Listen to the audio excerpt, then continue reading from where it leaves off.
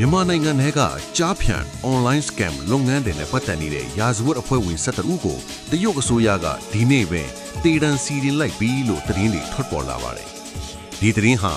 online ငွေလိမ်လောကမှာရှိနေသူတွေအထွတ်ရောလူကုန်ကူးခံထားရသူတွေအထွတ်ပါအကြီးအကျယ်တုံ့လုပ်စီမဲ့သတိပေးချက်တစ်ခုဖြစ်လာပါတယ်။အသက်ခံလိုက်ရသူတွေထဲမှာနမည်ကြီးမင်းမိသားစုဝင်တွေလည်းပါဝင်နေပါတယ်။သူတို့ဘာရီလုတ်ခေလို့အခုလိုအပြင်းထန်ဆုံးအပီပေးခံလိုက်ရတာလေတရုတ်နိုင်ငံဝမ်ဂျိုးမြို့ကတရားရုံးဟာဒီရာဇဝတ်အဖွဲ့ဝင်17ဦးကိုပြီးခဲ့တဲ့စက်တင်ဘာလမှာတေတံချမှတ်ခဲ့တာဖြစ်ပြီးအခုဇန်နဝါရီ29ရက်နေ့မှာတော့တေတံစီရင်ချက်ကိုအတည်ပြုအကောင့်ထဲပေါ်လိုက်တာဖြစ်ပါတယ်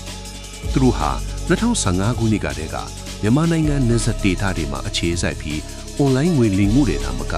တမင်လူသက်မှုတရားမဝင်ဖမ်းဆီးချုပ်နှောင်မှုနဲ့လူကုန်ကူးမှုစတဲ့ဆိုးရွားတဲ့ပြစ်မှုတွေကိုကျူးလွန်ခဲ့ကြတာပါအထူးသဖြင့်မင်းမိသားစုတွေဟာတရုတ်နိုင်ငံက14ဦးရဲ့တေဆုံးမှုမှာတိုက်ရိုက်ပတ်သက်နေတယ်လို့တရုတ်အစိုးရကထုတ်ပြန်ထားပါတယ်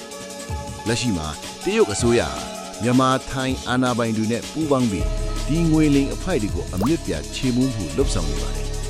ထောင်နဲ့ချီတဲ့ငွေလိမ်အဖိုက်ဝင်တွေကိုလည်းမိခင်နိုင်ငံစီပြန်လည်လွှဲပြောင်းပြီးတရားစီရင်နေတာကိုတွေ့ရပါတယ်အခုလို online ငွေလိမ်အဖိုက်တွေကိုတရုတ်အစိုးရကတေတံအထိပေးပြီးပြင်းပြင်းထန်ထန်နှိမ်နှင်းလိုက်တာပေါ့မိဘပြည်သူတို့ကရောဘယ်လိုမြင်ကြလဲခင်ဗျာ comment မှာဝင်ရောက်ဆွေးနွေးပြကြပါဦးအခုလိုစိတ်ဝင်စားဖို့ကောင်းတဲ့ထူးခြားသတင်းတွေကိုလက်မလွတ်ရအောင်ကျွန်တော်တို့ရဲ့ Amazing News Channel ကိုလည်း like နဲ့ follow လုပ်ထားဖို့မမေ့ပါနဲ့ဦးနော်ကြည့်ရှုသူမိဘပြည်သူများအားလုံးလည်း online လိမ်လည်မှုတွေကနေကင်းဝေးပြီးဘေးရန်တွေကင်းရှင်းတဲ့နေရာတွေကိုပိုင်ဆိုင်နိုင်ကြပါစေလို့ Amazing News Channel ကဆုမွန်ကောင်းတောင်းပေးလိုက်ပါတယ်ကြည့်ရှုပေးခဲ့ကြလို့ကျေးဇူးအထူးတင်ပါတယ်ခင်ဗျာ